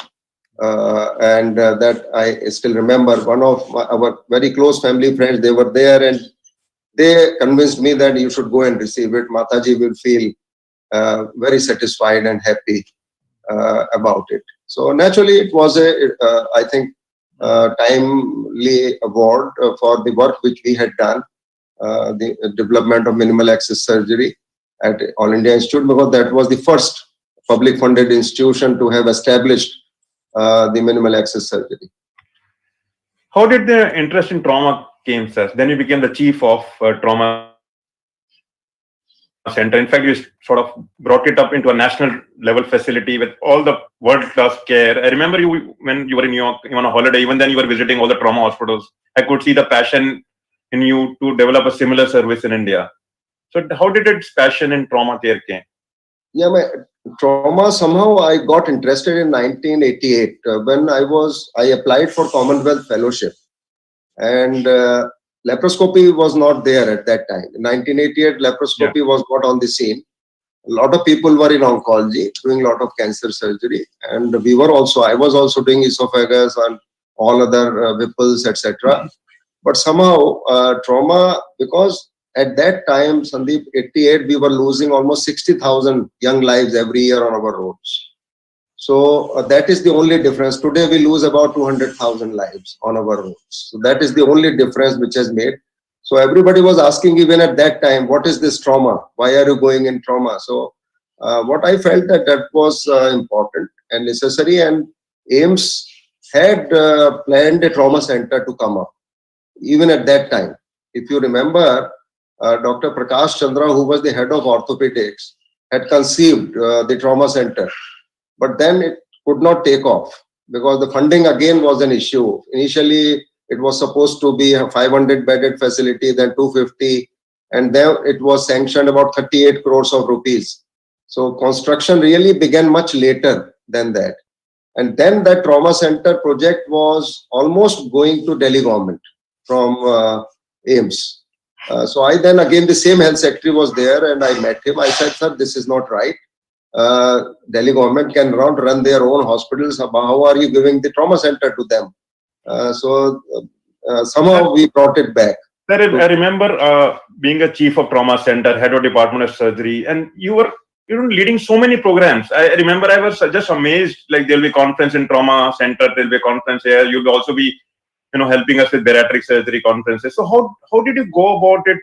Can I tell us? Because as a person, I find it absolutely amazing how you could be at every place and then motivate people to be leaders in their field and as well as guide them through it, and yet be there all the time at so many places.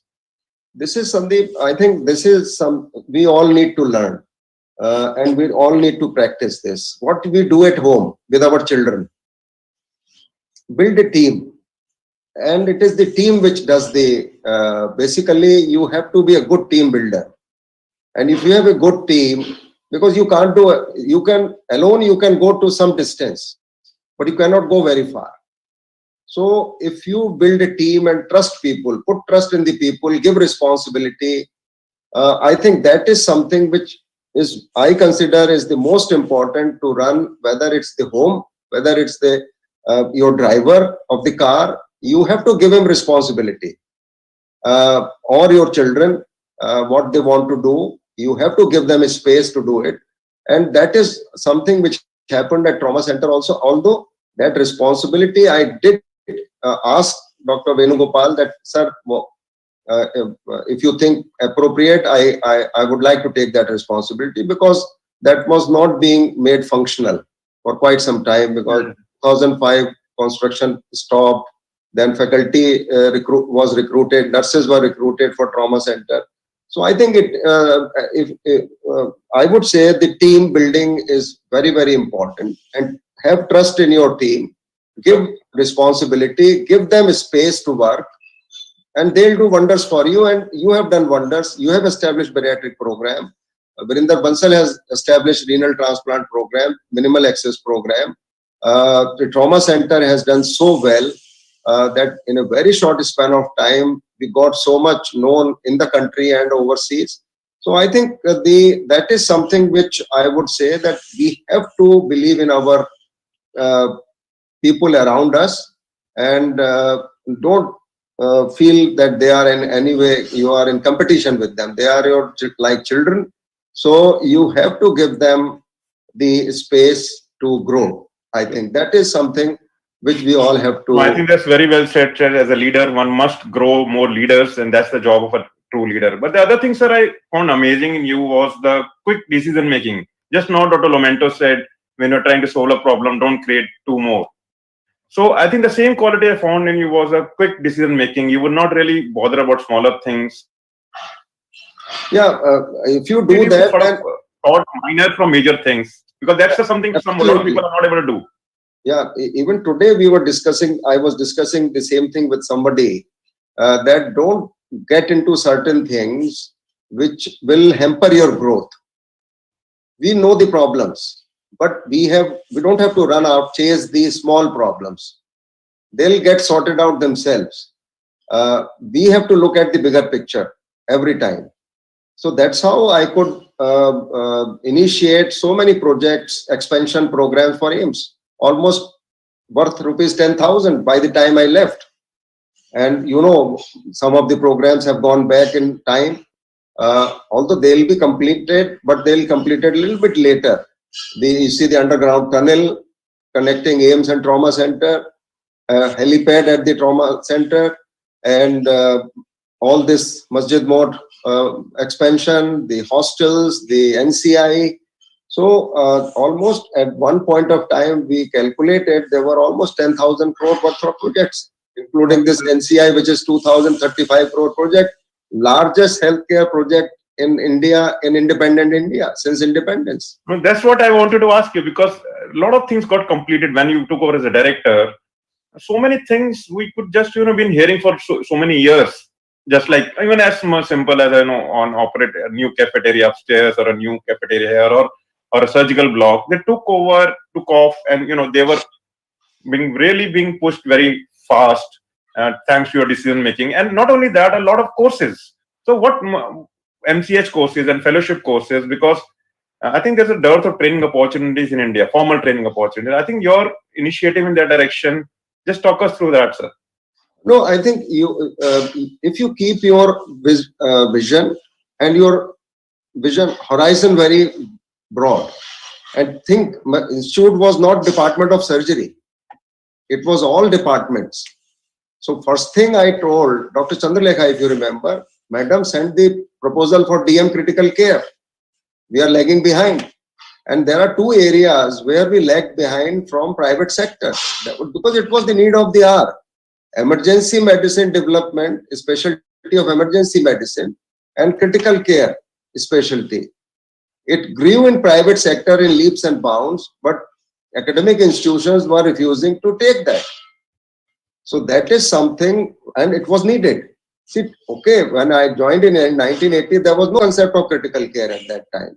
We had post-op care a little bit, and surgical residents will sit with the patient. But critical care has evolved over a period of time as a very important specialty for the care of our sick patients. Similarly, emergency medicine specialty. Very late it came about in AIIMS. Of course, still, I would say in the country it was soon, because 2009 was the first department created in Ahmedabad. in 2011 we started emergency medicine, but then there were need for further training in various subspecialties of various specialties, and like surgical oncology MCH was pending for so many years and was not getting through. So that was, of course, before even I took over as director. So that I was made chairman of that committee under Dean's committee to recommend MCH in surgical oncology. So we did that. Like DM in pediatric nephrology was pending for 9 years. And for some reason or the other, they would not let it start. So I think we had very heated debates on certain programs, as you would have witnessed some of them in staff council meeting. But then we could prevail because we were not working for our own goal or our own gain. This was for larger capacity building for the nation. So I think if you work towards capacity building for the nation and in larger interest, I think then you succeed in doing so many things, like computerization, for example. In AIMS, computerization could not happen. We saw computers were put in the wards, one taken away, and we could not have a good HIS system installed. So all those things, and so there has to be push from the leader. And that is where the role of director comes in, because he needs to have a vision. If the director doesn't have a vision and he only occupies the chair to pass his time, time will pass. They will pass 5 years, it will pass 10 years. Like you see Mr. Modi, how he works, 18 hours a day. So that's how he is able to carry on so much. But not that he does everything, but you have to give the opportunity to people. And good thing about AIMS is I still believe firmly faculty wants to work. Yeah. Large number of faculty members want to work. They want to do good work, good research, good clinical work. So that is why I used to tell everyone, look, if you have not asked anything, that is your problem. If you have asked something and we have not given to you, then you can blame the administration. And that is something is very, very important. And you see, funding situation was so much better now in recent times that department actually were sometimes not able to use the funds. So then I remember, even as a director, you would be operating very actively, and then at 6:30, we'll find you in the gym. So what is the secret of all that, managing such a, complex administrative work along with operating room schedule, and then taking care of your personal fitness and health? So what lessons do you want to give us on how do you manage that? So all of us keep complaining about the time. That's right. I think, but surgeons need to learn much more.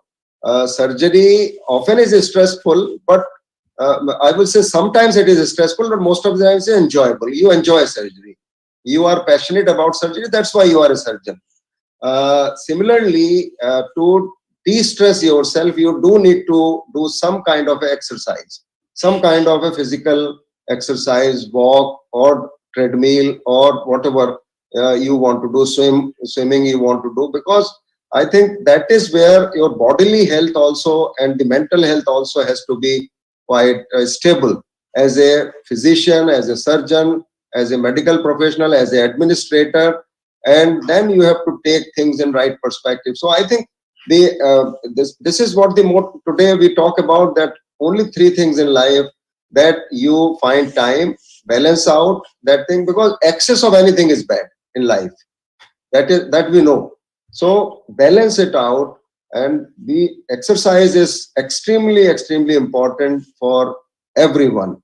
And that keeps you going. And even today, I complete my whatever daily routine. I have fixed a target and I would complete it.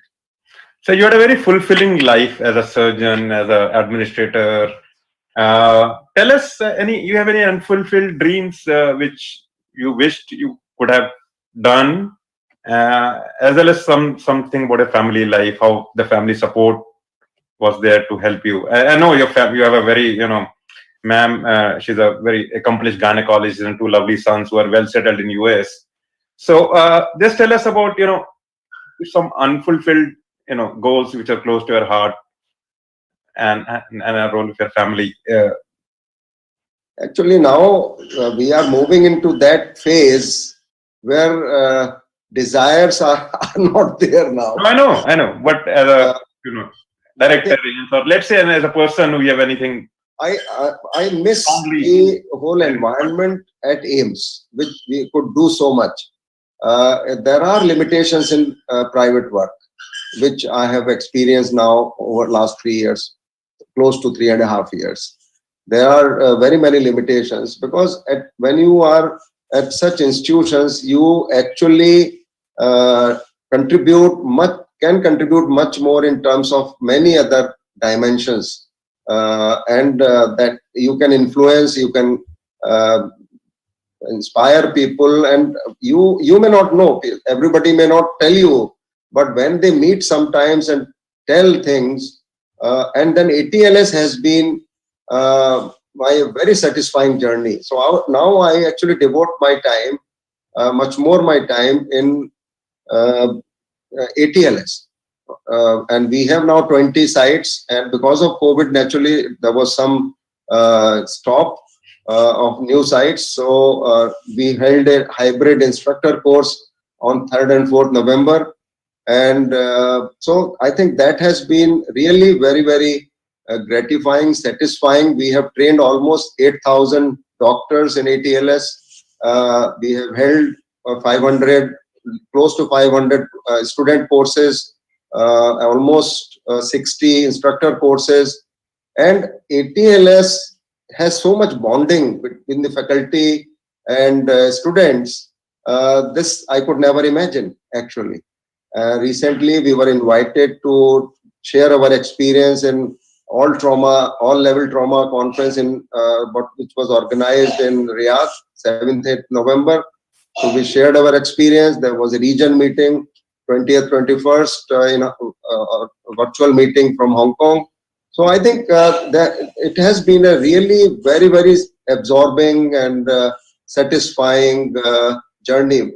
What you found, asked that what I want to do, and I am not able to do that much, is pushing laparoendoscopic groin hernia surgery, which is still a lot of surgeons are not able to do, and they are not able to transform from open to laparoscopic groin hernia. Like gallbladder, everyone does it, but groin hernia somehow surgeons find a little bit difficult to graduate from lap poly, and because they find open is so easy, Lichtenstein's repair, open mesh repair. So I think that is one area where I still feel like I went to Jaipur, I got the program established there of groin hernia. They were not doing it. So after I went, so they started at least doing both TEP, TAPP, and also ventral hernia. So I think that is something which I still want to do, devote some time. And today only I have recorded one lecture, half-an-hour lecture. There is going to be a virtual meeting on 17th, 18th December, organized by China, our friends in China, and Professor Bittner.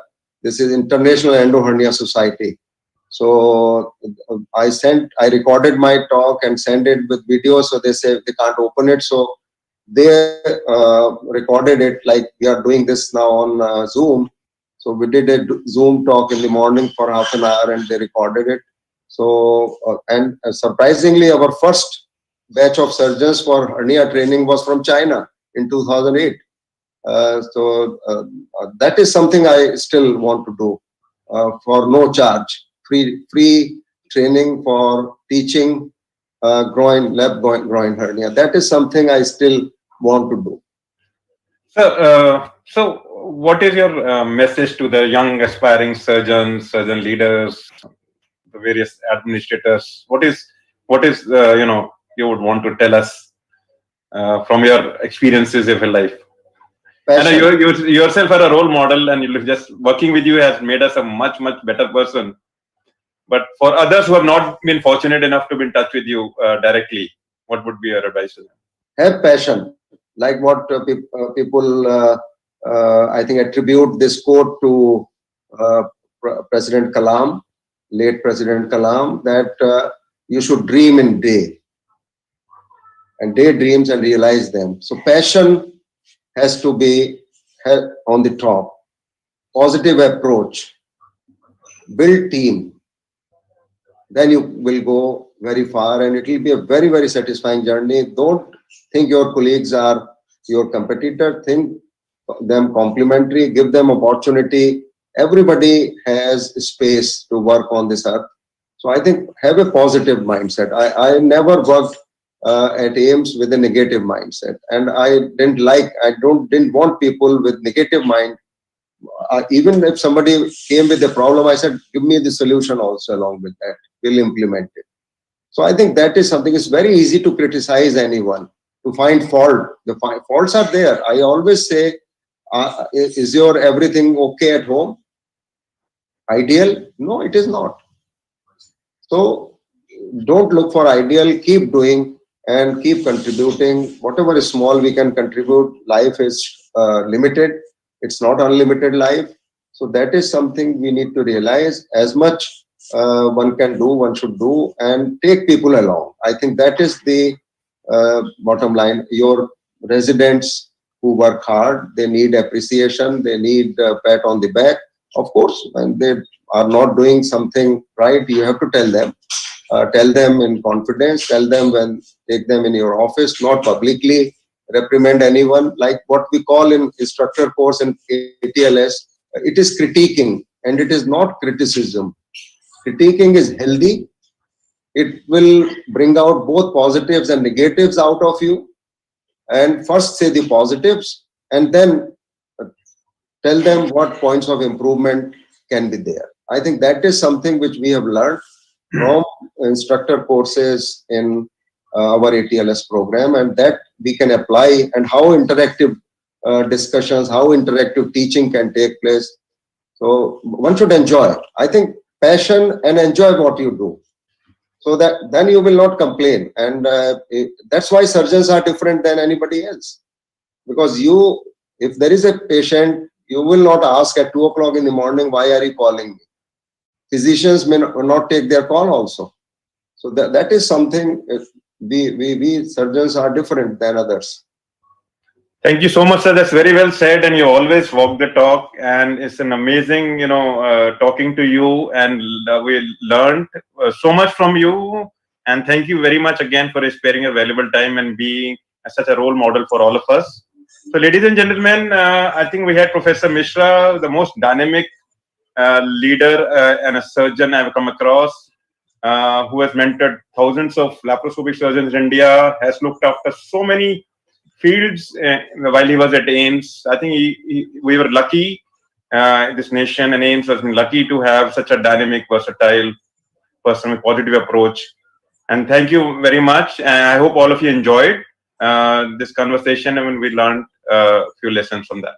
Thank you so much. Thank you so much, Sandeep. For these days, I sleep around 9:15, 9:30. Oh, okay. Because I get up 4 o'clock in the morning and complete my walk before 6 o'clock in the morning. Okay. Then I come back, make tea for myself and Renu. I wake her up around 6:45, and I leave for Sharda at 8:30. Oh. To be there at 9:45, and then return in the evening at 5 o'clock. So, but I enjoyed talking to you, and thank you so much, Dr. Raman, Dr. Kangwel, and Dr. Ramesh Agarwal for IAGES giving me this opportunity. And I think all three societies are doing well in India, and all three societies are very vibrant. And all the best to everyone. Keep safe. These are difficult times for all of us, as surgeons more so. These are difficult times, but I'm sure all bad times also go, all good times also go. So nothing is permanent in life. So I think let's hope that COVID situation would improve in 2021. And I wish all of you a very happy new year. And I saw the lights still there behind Raman, and Diwali is still going on. So happy festival greetings to all of you, and take good care of your health. I think that now you must start this early on. Sandeep also goes to gym, so I think it's a good habit, and you should miss it. When you don't go, you should miss it. I think that's the key for health, and balancing out your diet, your some exercise, and then enjoy your work. Then you will not be. I always say, people say we are stressed at work. I said, you don't enjoy your work. Why are you stressed? That means you don't enjoy your work. So there is no reason one should be stressed at work. If you are enjoying your work, there is no reason to be stressful. Thank you. Thank you so much, and good night. Wishing you all the best. Over to, I think, Dr. Kanak Vail and Dr. Raman. In fact, thank you, Professor Mishra, sir, Professor Sandeep, sir.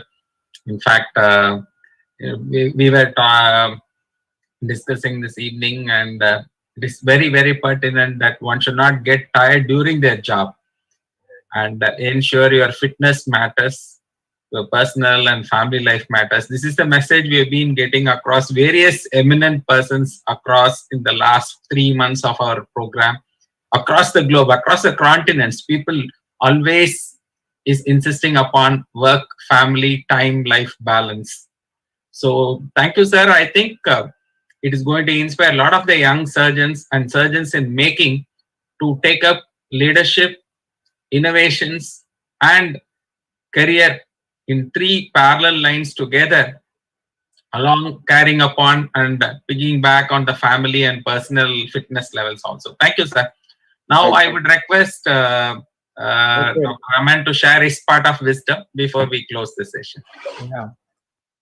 So it was, it was so enjoyable to hear somebody who is so grounded and who takes lead in developing a team.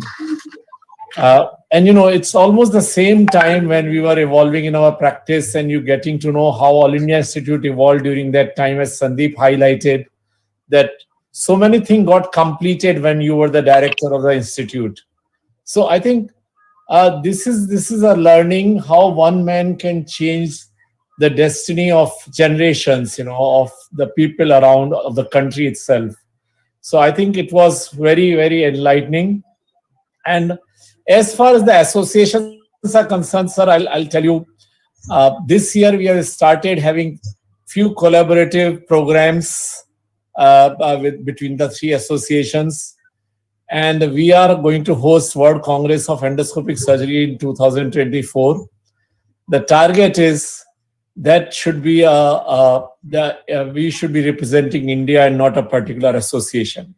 So we should have all the 3 associations, all the leaders of all the associations together to represent India in the World Congress, and we look forward to that.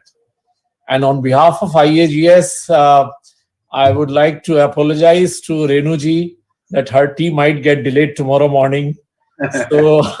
So please bear with us because we held you back here late today evening. And I would request Honorary Secretary of IAGES, Dr. Ishwar Murthy, a dynamic leader from South India, from Erode, to propose a vote of thanks to Professor Mishra and Professor Sandeep Agarwalla. Thank you. Thank you. Thank you, President. Thank you, Kanak Vail. I think we had this prime time really a twin treat for all our IAGES members and also all the surgeons across the globe.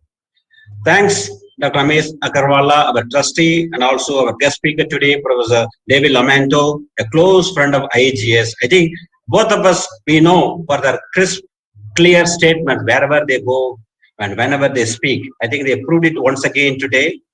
And again, Sandeep, well done. I think you had a very excellent interview with your teacher. We now know he is a teacher's teacher, a true legend of surgery, like a Dronacharya, I would say. He not only saved the destiny of his disciples, I think he is shaping the destiny of the minimal access surgery as a whole. And I really admire your accommodative nature, and we request you to join us in the platform in IAGES when we are hosting along with you the World Congress 2024 song. Thank you for your inspirational speech and interview, and I learned a lot. And I'm really humbled by your openness and ground reality. And friends, I think I need to do a couple of housekeeping announcements to make from the IAGES friend. One, of course, on our online fellowship course, and another regarding our upcoming preparation for our IAGES 2021.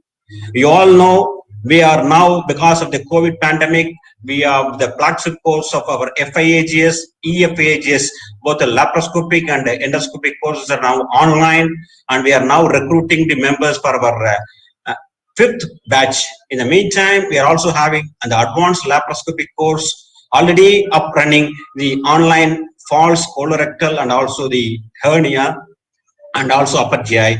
I think next month, people waiting for joining the bariatric and oncology, please bear with us. We are preparing the module and it will be ready by December 20th. I think Sandeep also knows we are all working round the clock.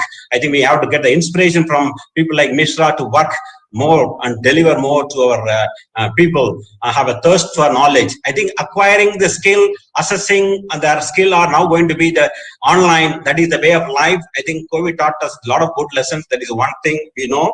But still, I think we are now hiding and riding in the virtual world. I think time has come. We have to really go to the good old days. I think that's going to be in 2021, as Mishra said. I think with the vaccine on the horizon, I think things are going to be better and brighter, like the lights in president's behind the screen. I think we are going to see, and I'm very positive on that. I think when you are going to come to Coimbatore in May, I'm sure in 2021 May, we will be all there with academic and gastronomic light, like the way we had in those days, like last year. I think it's going to be in person. We'll be greeting and meeting you without a mask, with our open smiling face. I think that's what we need to have, that intimacy. I think those are equally important. I think it's not just academically, the way we chat with each other, say hello to your friends and meet. I think this is what we are going to look forward. I'm sure it will be a conference with the difference. And until the time, as everyone said, stay safe and stay positive, and Jai Hind. Thank you. Thank you. Thank you, Dr. Ishwar. Mishra, And just to clarify about this Diwali lights, unlike North India, in Mumbai, the Diwali lights remain till Purnamasi. So Okay. Diwali is on Amavasya, Okay. and every house will have lights on till Purnamasi. And on Purnamasi, the lights will be taken That out. will be taken out. Okay. So we have also not removed so far. Yeah. So we'll do it on Puranmasi. Same thing in South also, in Tamil Nadu, in Kartikeya Deepam, we call it Deepam, and we continue till this full moon days. Okay. Okay. I think I didn't know that.